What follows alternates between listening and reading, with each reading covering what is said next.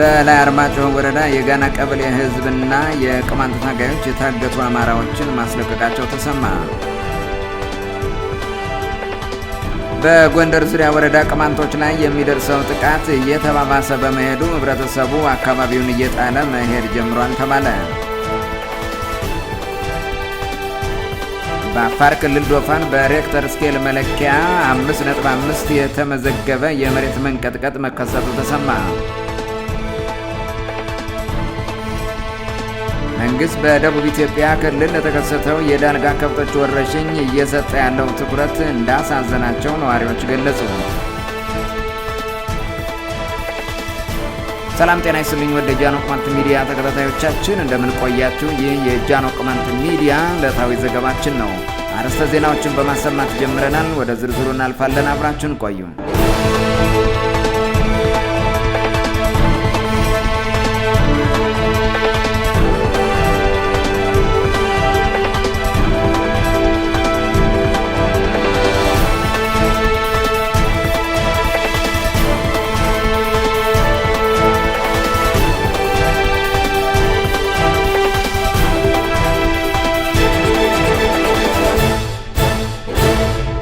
በላይ አርማጭሆ ወረዳ የጋና ቀበሌ ህዝብና የቅማንት ታጋዮች የታገቱ አማራዎችን ማስለቀቃቸው ተሰማ። በላይ አርማጭሆ ወረዳ የጋና ዮሐንስ ቀበሌ ነዋሪዎችና በጓንጋ አካባቢ የሚንቀሳቀሱ የነጻነት ታጋዮች ሰሞኑን በሽፍታ የታገቱ 2 አማራዎችን ባደረጉት የተቀናጀ ጥረት እንዲለቀቁ ማድረጋቸውን የቀበሌው ነዋሪዎች ለጃኖ ቅማንት ሚዲያ ተናግረዋል። በስም ያልተገለጹ 2 የአካባቢ የአማራ ተወላጆችን ከብት እያገቱ ከነበሩበት በኃይል በማፈን በቀበሌው ውስጥ ሰውረው የማስለቀቂያ ገንዘብ የጠየቁ አረመኔ ሌቦችን በተቀናጀ ጥናትና አሰሳ ተከታትሎ ታጋቾችን ነፃ ያወጣው የጋና ዮሐንስ ቅማንት ታግተው የነበሩትን ወጣቶች በትላንትናው ዕለት አስለቅቆ ወደ መጡበት የአማራ መንደር እንዲመለሱ አድርጓል። የወጣቶች እገታ እንደተሰማ በጓንግና አካባቢው የሚንቀሳቀሱ የቅማንት ታጋዮች ወደ ቀበሌው በመሄድ ከህብረተሰቡ ጋር ተጣምረው አስፈላጊውን እርምጃ በመውሰድ ያለአንዳች ችግር ታጋቾችን ማስለቀቃቸው ታውቋል። የቀበሌው ነዋሪዎች እንደገለጹት ከሆነ በቀጣይ እንደዚህ አይነት ወንጀል እንዳይሰራና የማህበረሰቡ ሰላም ተጠብቆ እንዲዘልቅ ለማድረግ ወንጀለኞችን ለፍርድ ለማቅረብ እንቅስቃሴ ተጀምሯል። በአጎራባች ቀበሌዎች የሚኖሩ የቅማንትና አማራ ህዝቦች በጋራ ተቀናጅተው ራሳቸውን ከሰው አጋቾችና ሌቦች መከላከል እንዳለባቸው አስመልክቶ በታጋቾች ርክክብ ወቅት ውይይት መደረጉን የመረጃ ምንጮቻችን ገልጸዋል። ሰው ማገት አብዛኛውን ጊዜ በአቋራጭ ገንዘብ የመሰብሰብ ግለሰባዊ ወይንም ቡድናዊ ፍላጎት ቢሆንም በሁለቱ ብሔሮች መካከል ያለውን ልዩነት የበለጠ በማስፋት ወደ ግጭት ለማስገባት ታቅዶ እንደሚሰራም ታውቋል። በቅርቡ ከጭልጋ ወደ ጎንደር ሲጓዝ የነበረውን የአቶ ሰጤ ደምሌን ወንድም አይምባ ላይ አግቶ የሰወረው በአካባቢው የተሰማራው የአማራ ጽንፈኛ ታጣቂ 800 ሺህ ብር አስከፍሎ መልቀቁን የመረጃ ምንጮቻችን ተናግረዋል። ዛሬ ቅማንቱ ታግተው ወደ ሰፈሩ የመጡ አማራዎችን በነፃ አስለቅቆ እንዳስረከበው ሁሉ የአማራው ማህበረሰብም እንዲሁ ማድረግ እንዳለበት የጋና ዮሐንስ ቀበሌ ቅማንቶች ጠይቀዋል። የሰው ልጆችን አግቶ ከአቅም በላይ የሆነ ገንዘብ ማስከፈል የወቅቱን ስርዓት አልበኝነት ተከትሎ የተፈጠረ ማህበራዊ ነቀርሳ ነው የሚሉት የጋና ዮሐንስ ቀበሌ ቅማንቶች መፍትሄው በህብረተሰቡ እጅ ነው ብሏል። ሰው አጋቾች ተግባራቸውን የሚፈጽሙት የእገታ መረባቸውን አደራጅተው ስለሆነ ህብረተሰቡም እገታንና ዝርፊያን የሚያስቀርበት የመረጃና ደህንነት መረብ መዘርጋት አለበት ያሉን የቀበሌው ነዋሪዎች በዛሬው እርምጃ የቅማንት ታጋዮች ወደ ቀበሌው መጥተው ያደረጉትን አስተዋጽኦ አድንቀዋል። የሰው እገታን የማስቀጠልና ለማስቀጠል ውሳኔ በህብረተሰቡ እጅ ነው ያለው የሚሉ ወገኖች በበኩላቸው አጋቾችንና ግፈኞችን የሚሸከም ማህበረሰብ ከመታገትና መዘረፍ ስለማይተርፍ በተጠናከረ መንገድ ተደራጅቶ ራሱን መጠበቅ አለበት ብለዋል። የታጋች ቤተሰቦች ተረባርበው ልጆቻቸውን ያስለቀቁላቸውን የጋና ዮሐንስ ቅማንቶችና የቅማንት ነጻነት ታጋዮችን አመስግነዋል።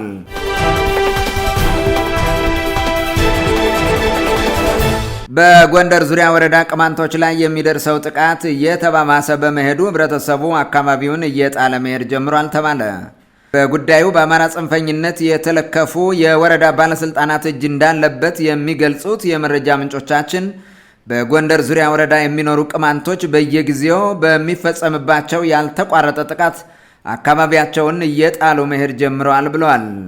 በአምቦበር፣ ማጫ፣ ቡርባክስና ዳዋ ዳሞት ቀበሌዎች የሚኖሩ ቅማንቶችን ሙሉ በሙሉ ለማፈናቀል አቅዶ የሚሰራው የጎንደር ዙሪያ ወረዳ ባለስልጣናት ቡድን የቅማንት አስተዳደር ሲመሰረት ወደ ቅማንት እንዳይካለሉ ለማድረግ ህብረተሰቡን በማሳቀቅ እናፈናቅለው የሚል ስውር እቅድ ነድፈው እየተገበሩት ነው ተብሏል።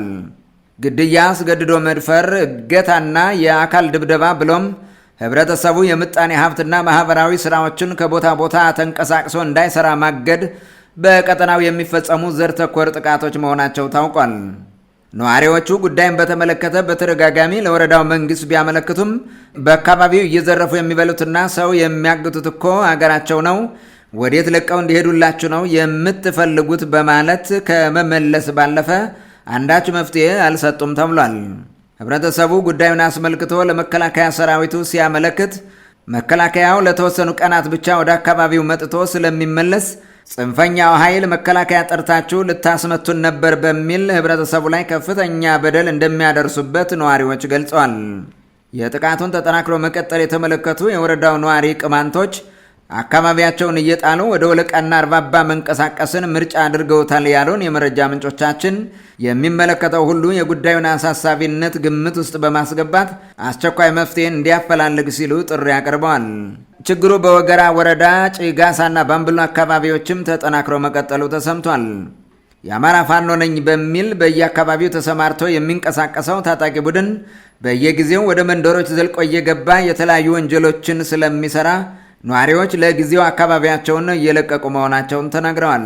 በእነዚህ አካባቢዎች እስካሁን ወደ 1000 የሚጠጉ ቅማንቶች ተፈናቅለው ወደ ሌላ ቦታ መሄዳቸውን የመረጃ ምንጮቻችን ለጃኖ ቅማንት ሚዲያ ገልጸዋል።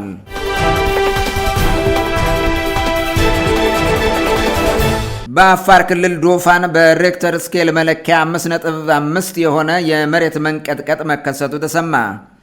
ጥልቀት የሌለው ነገር ግን ጠንካራ የሆነ ርዕደ መሬት በአፋር ዶፋን ተራራ አካባቢ የተከሰተው ትላንት ምሽት 1 ሰዓት ገደማ መሆኑ ተሰምቷል።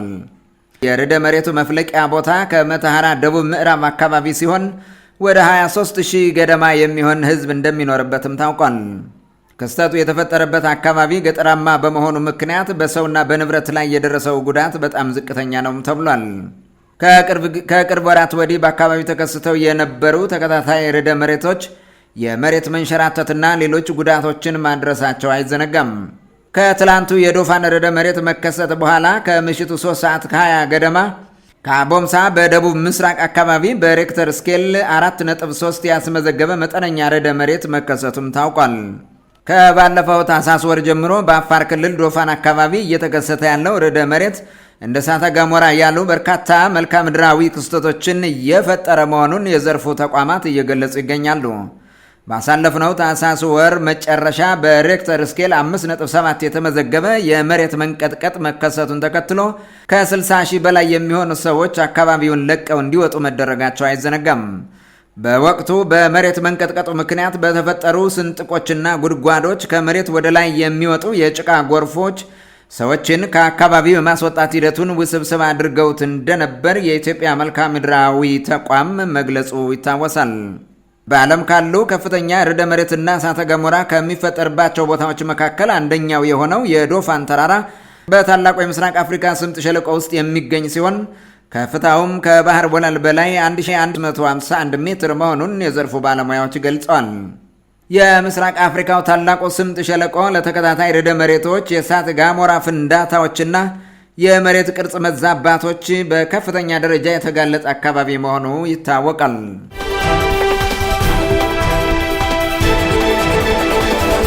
መንግስት በደቡብ ኢትዮጵያ ክልል ለተከሰተው የዳልጋ ከብቶች ወረርሽኝ እየሰጠ ያለው ትኩረት እንዳሳዘናቸው ነዋሪዎች ገለጹ። ከሰሞኑ በደቡብ ኢትዮጵያ ክልል በተከሰተው የዳልጋ ከብቶች በሽታ ቁጥሩ በውል የማይታወቅ የቀንድ ከብት እያለቀ መሆኑ ይታወቃል።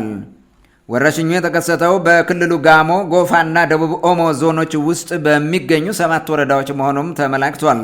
የበሽታው ምልክቶች መታየትና እንስሳት መሞት ከጀመሩ ሰንበትበት ያለ ሲሆን በአካባቢው የተከሰተውን የዳልጋ ከብቶች በሽታ ለመቆጣጠር እየሰራ መሆኑን የክልሉ ግብርና ቢሮ ገልጿል።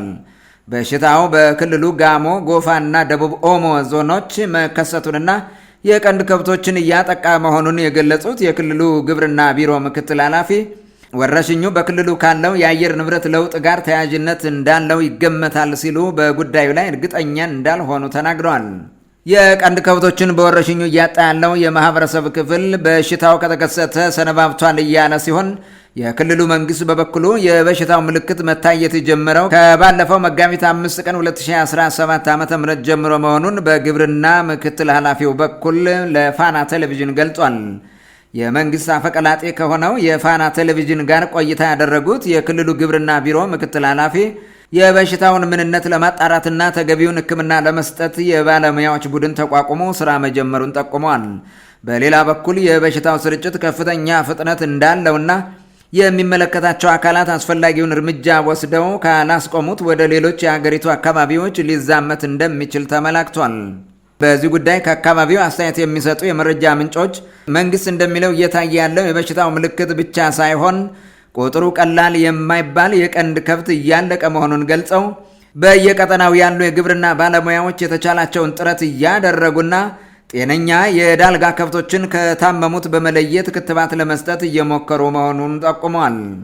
ወረሽኙ በመንግስት ባለስልጣናት በኩል ችላ ተብሏል የሚሉት የመረጃ ምንጮች በእርግጠኝነት ገለልተኛ የሆነ አካል ሁኔታውን ቦታው ድረስ ገብቶ ቢያጣራው ከፍተኛ ኢኮኖሚ ኪሳራ እንደደረሰ ይታወቃል ብለዋል።